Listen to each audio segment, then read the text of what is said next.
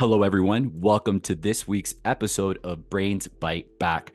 I'm Eric Espinosa, your host for today, and I'm excited to be here joining you all for the first time as one of the newest members of the Sociable family. And if you're joining us for the first time, we're happy to have you. Here at Brains Byte Back, we explore how knowledge and technology intersect to build a better and more sustainable future by speaking with the thought leaders leading the way. And on today's episode, we sit down with Stuart Meczes, the creative director at Contnt, a new subscription-based platform working to transform the creator economy. We talk about how the platform is evening out the playing field, the key differences between influencers and content creators, and some plans underway in providing more resources to their creators looking to grow. I'm Stuart. I'm CCO of the company, and what Contnt does effectively. It's a cutting-edge subscription-based platform. Effectively, it's designed from the ground up to disrupt the creator economy, which, as far as we're concerned, and a lot of other people are concerned, is broken and needs fixing. So we do that through multiple different ways, including empowering creators. That's at the core of what we do, and also multiple revenue streams and lots of different avenues through which we ensure that creators are able to pull themselves up properly with full support. Amazing, Stuart. Thank you. I want to start off by thanking you for joining us on this episode of Brains Byte Back. I think you joined us at a perfect time. There's a lot of conversation surrounding content creators and specifically one social media platform, but I want to get into that a little bit later. I want to Sure. start off by talking a little bit about your background. I think it's very interesting in terms of how you became the creative the creative director of Contnt. Yep. You started off kind of like with a 9 to 5 job, but like your creative bone kind of led you down a different path. You want to talk a little bit more about that? Yeah, of course. So I kind of did the whole rat race, as we call it over here. Kind of I was working down in London, done that for many years. I was in a sales job for many years. I kind of enjoyed it. It was great. It served a purpose. But I've always been a creative, so a content creator, effectively. And during the recession of 2008, there was a showroom that I ran. I used to work for a high-profile company called Bang& Olufsen. I was the sales manager down in Knightsbridge of their flagship store. And there was no one coming in to the showroom because it was, the height of the recession, and no one had that kind of money to spend. So I had made the decision that I was going to write a book. And before I even knew what was happening, I'd written 5 chapters of this book. And I got very fortunate after that. I actually quit my job a few weeks later because it was kind of a eureka moment for me. I thought this is what I want to do. Like this is it. This is the dream. I want to be in content creation. I want to kind of help other creators. This is it. This is where I want to be. So I quit my job and I went back to college and university. And while I was there, I was very fortunate that I got one of my books published, and I kind of went on from there. So I'm now at the stage where I'm very blessed to have 6 books out in the world, and I'm working on 7th now. But what I realized is that I can't always write creatively all the time, right? You don't always have that in you. Sometimes you have to kind of take a step back and look at other things as well. So what I wanted to do was to see whether my skills would be transferable into other avenues of writing effectively. And it turns out that they were. So I worked with numerous companies around the world. I've been very fortunate to work with some great companies. And that kind of directed me over the years into the tech space and specifically into Web3. And that was where I discovered Contnt. It was actually when it was based predominantly on Telegram rather than on Discord, which is where its community is based now. And I got chatting to the guys, and I kind of was quite curious about what it was. Obviously, being a content creator effectively myself, what they were offering people, and I'm very aware how broken the system is, and I've had my own experiences with that. And yeah, they were super open and welcoming, and we got chatting, and then I ended up writing an article for them, and it just kind of went on from there, really. And then now here we are. Yeah, and I thought it was pretty interesting because I was reading that the platform initially it was kind of geared towards musicians, that were releasing music, Mhm. like a way for them to interact with fans and receive royalties. But you guys kind of discovered that there was, exploitation elsewhere in terms of artists and other. Absolutely. It's across the board. Yeah. I mean, so the kind of the origin story effectively for Eli, who's the CEO of the company, he's based in Montreal in Canada, and he's very connected with the music scene over there. And unlike, for example, in the US or over here in the UK, there's a huge disparity between artists that earn basically nothing and those that earn a large amount of money. And there doesn't seem to be much middle ground. So there's a large amount of exploitation that happens over there in terms of, bad deals, bad contracts, and this kind of thing, and nowhere that really was protecting music artists. So that was how it kind of started effectively.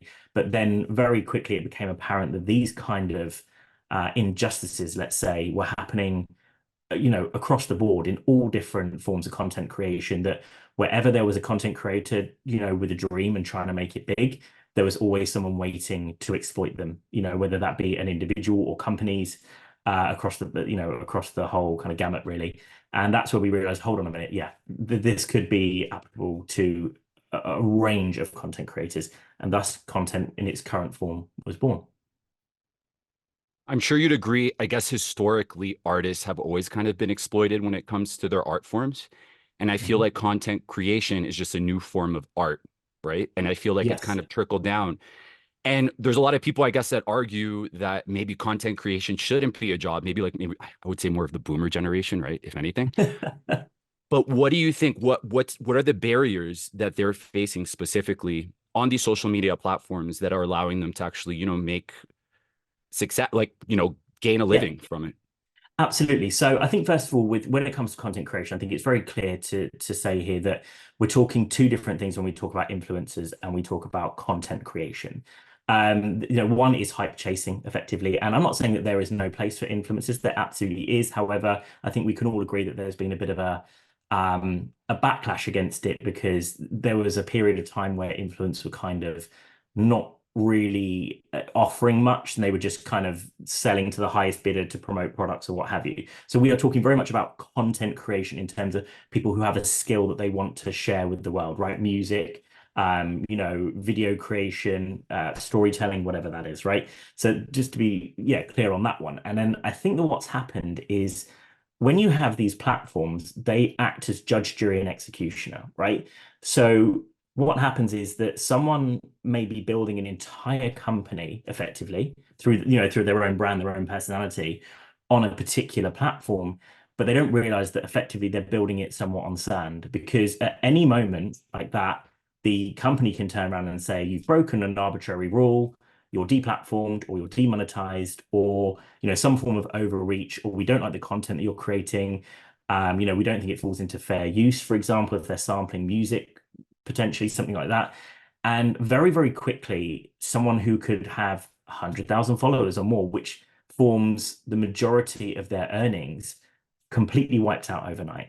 And this we see this happening across the board. And beyond that, I think that, going more into the exploitation side in general, I think that I don't want to name any names, but you have platforms out there that we can all agree probably don't pay as much as they should be paying for the content creators' effort and output.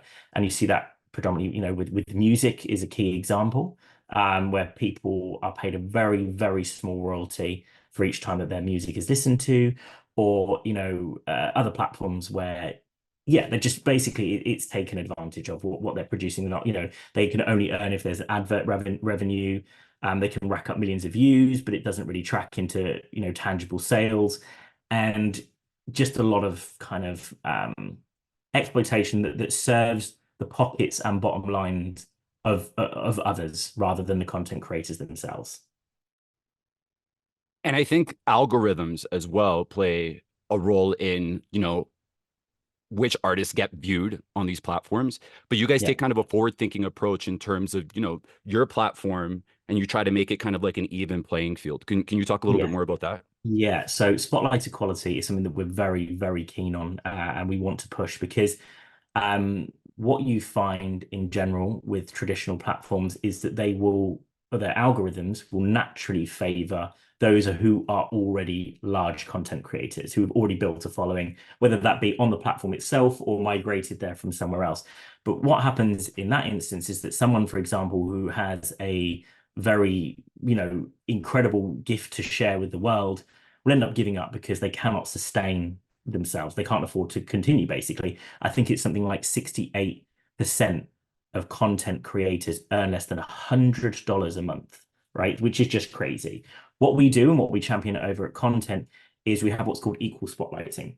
So it's the algorithms work on the amount that you are effectively interacting with your fanship and being on the platform. It's proportional representation in the sense, sorry, it's proportional, sorry, in the sense of it doesn't matter if you've got 1 million followers or 1,000 followers, right? As long as you are interacting meaningfully, you have just as much chance of being featured, for example, on the homepage, or on the genre page through which, your particular niche is involved.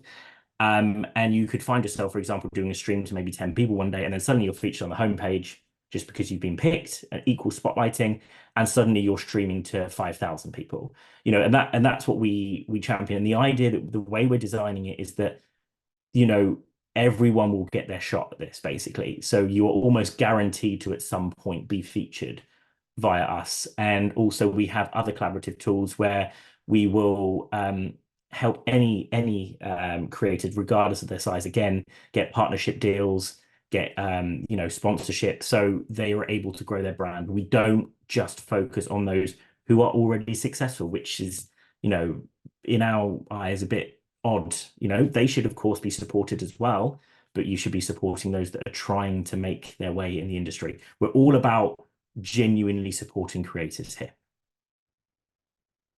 So collaboration's a big effort on your end in terms Yes. of connecting them with other artists and, other opportunities, right?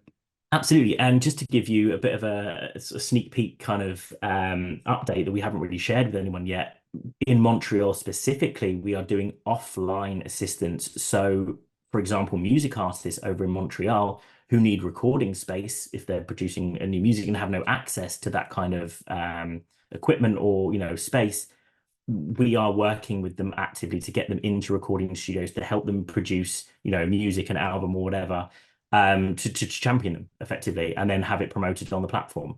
And it doesn't matter if, again, if they're a big artist, a small artist, we are giving equal opportunity to anyone. And that's just something we're doing locally. Obviously, as we grow, those kind of opportunities will become international. So there's online opportunities and offline opportunities as well in the local sphere at the moment, which will grow. So for content creators that are kind of, listening to this podcast right now, how easy is it for them to start up, to sign up with content? Yeah, super easy. You just head over to content.io, and that's without the E since this is audio. And you just there's a button to sign up, and it takes about 5 minutes. If they want to be a creator, they will have to verify, so they go through a very quick KYC. It takes about 24 hours to get approval. Often it's a lot quicker than that as well. Very rarely it takes longer than that, but at the moment it's a manual process. And this will obviously become automatic over time. And then, yeah, pretty much like most content platforms, they have to upload a picture, have a bio about themselves, but pretty much straight away they can get going. We're currently in the beta stage, which we were so glad to get that out there, show our MVP to everyone, and get people kind of rolling on.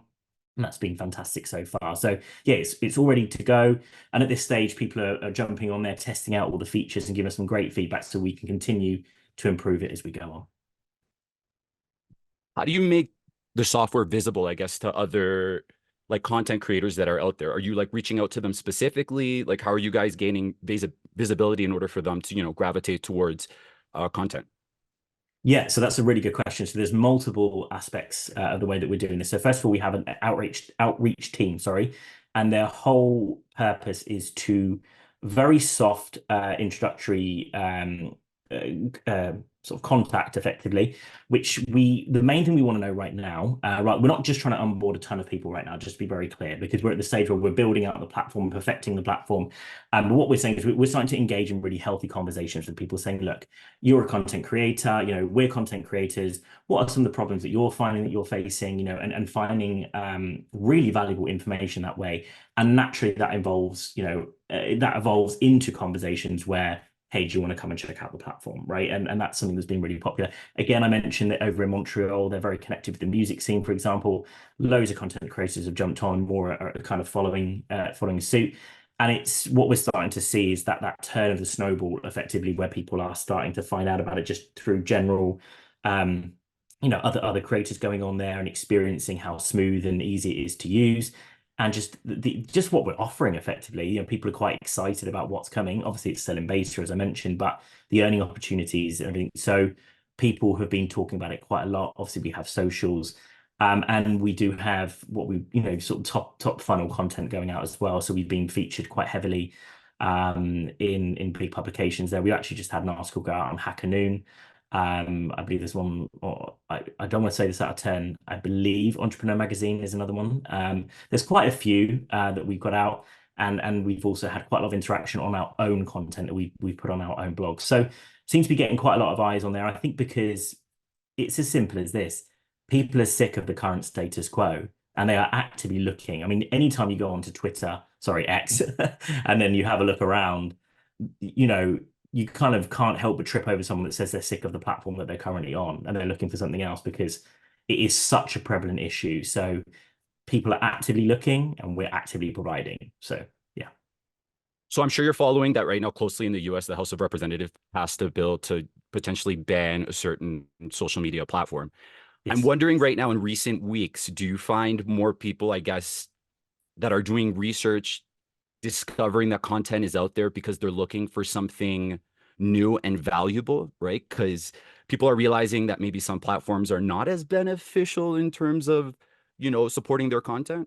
Do you find more people Yeah, gravitating? that's a really good question, and actually not an angle I've looked at. But yeah, we have seen an uptick in people that seem to be kind of migrating to the platform and generally interacting with us and kind of asking questions about it. So that could very well be connected. I think the question itself, there's very much two sides of the camp for this because I can understand why some people would be find the platform we're discussing somewhat negative, and I think that there are things that definitely there needs to be better rules in place for creation platforms effectively. I think, and I I agree. think we can all agree that. But I think that the concerning thing is that there's a big overstep here. We know there should not be legislation passed that bans, carte blanche, an entire platform in the country. That's pretty heavy stuff. But I think what it is representative of is the fact that, yes, like you say, maybe some of these platforms aren't suitable for purpose. Maybe they are a bit more exploitative, and that people are looking for more genuine content. Here's a really good inroad for me to talk about actually one of the things that we are big champions of. I mentioned before about influencer, right? We say we don't want to influence, we want to inspire, right? Um, what we are seeing, which kind of connects to this, is a huge return to what we call campfire skills, right? Campfire content. So I've never heard that term. what's they say again? I've never heard that term. All right, so what Yeah, it yeah. is, right? So I explain it. So what's happening, right, is that we're seeing a decline quite rapidly in influencer-based content.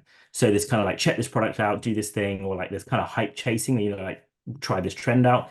And it's something again, I think it's something like 72% now of like that content is scrolled past immediately on major social media platforms. What you get with these kind of campfire content skills is a return to traditional forms of things that people are genuinely skilled at, that people want to see and hear. So singing, music, dancing, cooking, storytelling.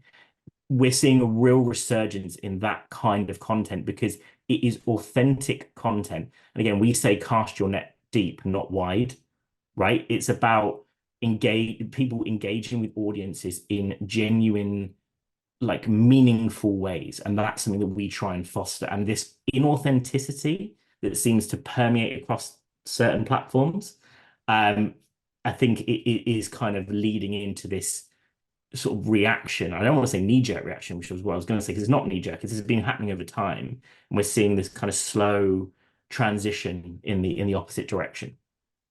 So it's kind of like our appetites are changing in a way, right? Like evolving to look Sorry. at the niche, Yeah, yeah. that our appetites are changing and evolving in a way because like we all have, things that we're interested in, niches. I mean, like I follow a lot of like foodie type of, social Yeah. media pages, right? To learn how to like make something uh, new to eat. But for me that personally that makes sense, right? Because I feel like a Mhm. lot of the people that I've been following lately obviously tend to gravitate towards having, like a skill, something that I could learn from, right? Yes, exactly. And that's it. But the thing is as well, for yourself, Eric, like you've chosen to kind of interact with that content. Now, whilst to a certain degree, you can effectively like warm an account. So you can go in and you can look at certain content that you want to see. And over time, the algorithm is going to go, okay, well, you want to see this type of content. So you'll be shown more of that type of content. But for the most part, you have no control, particularly in like doom scrolling.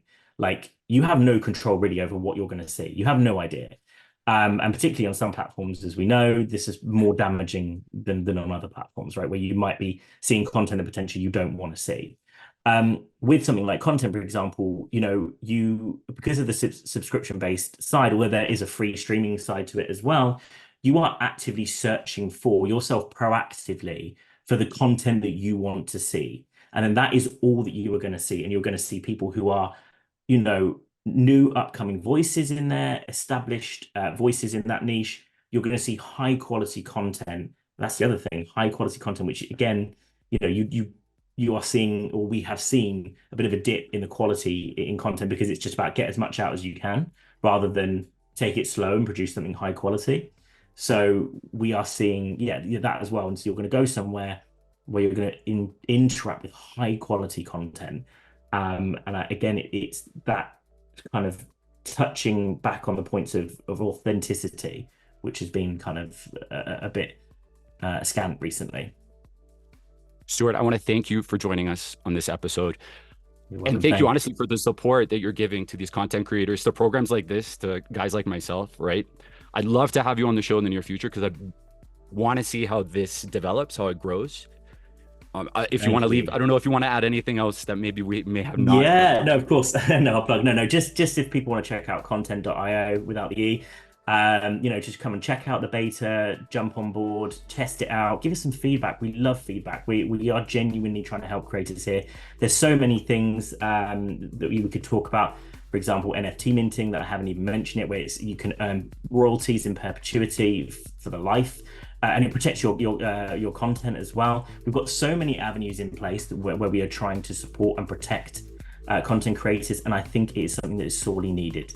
And we call it the content revolution for a reason. So we'd like people to check it out. It's the way of the future. It is. Eric, thank you so much for your time as well. I really appreciate this conversation. It's been great. That's a wrap for today's episode. If you've benefited from what you've learned today, feel free to leave us a review on iTunes. You can also find all our past and future episodes on YouTube and Spotify under Brains Byte Back. And if you'd like to connect with us directly, you can always reach out to us by email at info@sociable.co. Remember, your feedback helps us grow. We welcome it. We appreciate you joining us. Until next time.